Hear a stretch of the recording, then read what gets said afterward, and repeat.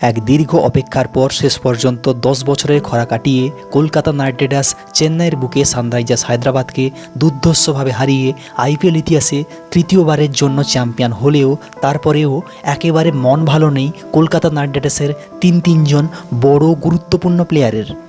একদিকে যেখানে Kolkata night Riders তথা কলকাতা নাইট রাইডার্সের বিশ্বজুড়ে থাকা সমস্ত ফ্যানের এইভাবে তৃতীয়বারের জন্য চ্যাম্পিয়ন হওয়ার পরে আনন্দে মেতে রয়েছে, সেখানে এই চ্যাম্পিয়ন হওয়ার সঙ্গে সঙ্গে যেমন মাঠের মধ্যে হাউ হাউ করে কাঁদতে শুরু করলো কেকেআরের কিছু তারকা প্লেয়ার, ঠিক তেমনই কেকেআর চ্যাম্পিয়ন হতেই অবসর ঘোষণা করলো কেকেআরের এক তারকা প্লেয়ার। হ্যাঁ বস, আজকের এই ভিডিওতে আমরা ফটাফটভাবে দেখে নিব ঠিক কেনই বা মাঠের মধ্যে আন্দ্রে রাসেল এবং গৌতম গম্ভীর ইমোশনাল হয়ে কাঁদতে শুরু করলো কলকাতা নাইট রাইডার্স চ্যাম্পিয়ন হওয়ার পরে, এবং ঠিক কোন তারকা প্লেয়ার কলকাতা নাইট রাইডার্স তৃতীয়বারের জন্য চ্যাম্পিয়ন হওয়ার পরেই নিজের ক্রিকেট থেকে অবসরের কথা ঘোষণা করলো।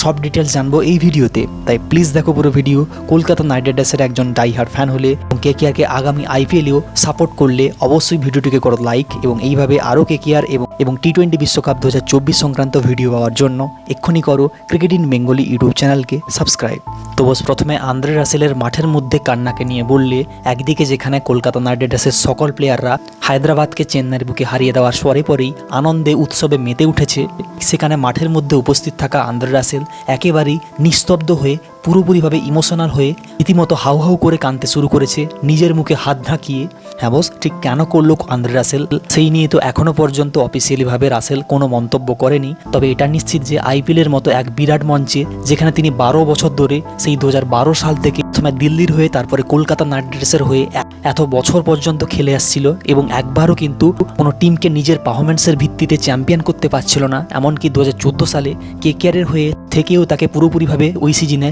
বেঞ্চে বসিয়ে সময় কাটাতে হয়েছিল। সেখানে এই 12 বছর পর নিজের পারফরম্যান্সের ভিত্তিতে শেষ পর্যন্ত কলকাতা নাইট রাইডার্সকে চ্যাম্পিয়ন করতে পারায় পুরোপুরিভাবে কান্নায় ভেসে পড়েন তিনি। হ্যাঁ বস, 36 বছর বয়সী আন্দ্রে রাসেল হয়তো এই টি20 বিশ্বকাপ 2024-এর পর থেকে পুরোপুরিভাবে আন্তর্জাতিক ক্রিকেট থেকে নিজের অবসর ঘোষণা করবেই, কিন্তু হয়তো তিনি কলকাতা নাইট রাইডার্সের হয়ে খেলা চালিয়ে যাবেন যদি কলকাতা নাইট রাইডার্স আগামী বছরেও তাকে রিটেন করে। এরপর মিচেল স্টার্কের অবসর ঘোষণাকে নিয়ে যে রিপোর্ট বেরিয়ে এসেছে সেটা হলো 34 বছর বয়সী এই দুর্ধর্ষ ফাস্ট বোলার, যিনি প্রায় 25 কোটি টাকা মূল্যে কলকাতা নাইট রাইডার্সের হয়ে এবছর খেলতে এসেছিলেন, তিনিও কিন্তু কলকাতা নাইট রাইডার্স চ্যাম্পিয়ন হওয়ার পরেই নিজে ঠিক কবে অবসর ঘোষণা করবেন সে নিয়ে স্পষ্ট ধারণা দিয়ে দেন। হ্যাঁ বস, তিনি জানান, আমি এই মুহূর্তে নিজের কেরিয়ারের শেষ লগ্নে রয়েছি এবং আমি চাই ক্রিকেটের এই সংক্ষিপ্ত ফরম্যাট থেকে নিজেকে অবসর নেওয়ার, আর সেই অবসরটা হয়তো এবারের টি20 বিশ্বকাপ 2024-এর পরেই হয়ে যাবে। তো তার সঙ্গে তিনি এটাও জানিয়ে রাখেন যে আইপিএলের মতো এত সফল ট্রফি জিততে পেরে তিনি খুবই খুশি এবং আরও খুশি হবেন যদি তিনি আগামী বছর আইপিএল খেলেন এবং যদি কলকাতা নাইট রাইডার্স তাকে রিটেন করেন আবার, তখন সেখানে তিনি আরও বেশি খুশি হবেন। তাই এই সিজনে কেকেআরের হয়ে 14টি ম্যাচ খেলে 17টি উইকেট নেওয়া মিচেল স্টার্ককে যে আমরা আগামী সিজনে কেকেআরের হয়ে কিংবা আইপিএলে খেলতে দেখতে পাবো সেটা একেবারেই নিশ্চিত নয়। এরপর গৌতম গম্ভীরের কেকেআর চ্যাম্পিয়ন হওয়ার পরেও ঠিক কী কারণের জন্য ইমোশনাল হয়ে পড়লেন সে কথা বললে, যেরকমটা জানো টি20 বিশ্বকাপ 2024-এর পরেই বিসিসিআই ভারতের এক নতুন কোচকে নিয়োগ করতে যাচ্ছে, আর সেই নতুন কোচের জন্য বিসিসিআই নিজে থেকেই গৌতম গম্ভীরের মতো এত সফল ক্যাপ্টেন, এত সফল প্লেয়ার এবং এত সফল কোচকে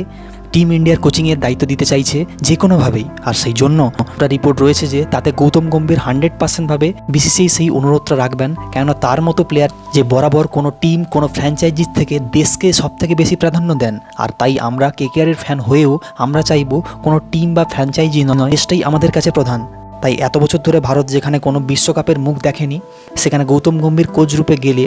ভারত সফলতা পাবে, এটা 100% ভাবে নিশ্চিত। আর এমনটা হলে আমরা সকলে কিন্তু গৌতম গম্ভীরকে কেকেআরের জার্সিতে এই শেষবারের জন্যই কিন্তু দেখে নিলাম, কেননা যখনই তিনি ইন্ডিয়ার কোচ হয়ে যাবেন তখন তাকে কেকেআরকে পুরোপুরিভাবে ছাড়তে হবে।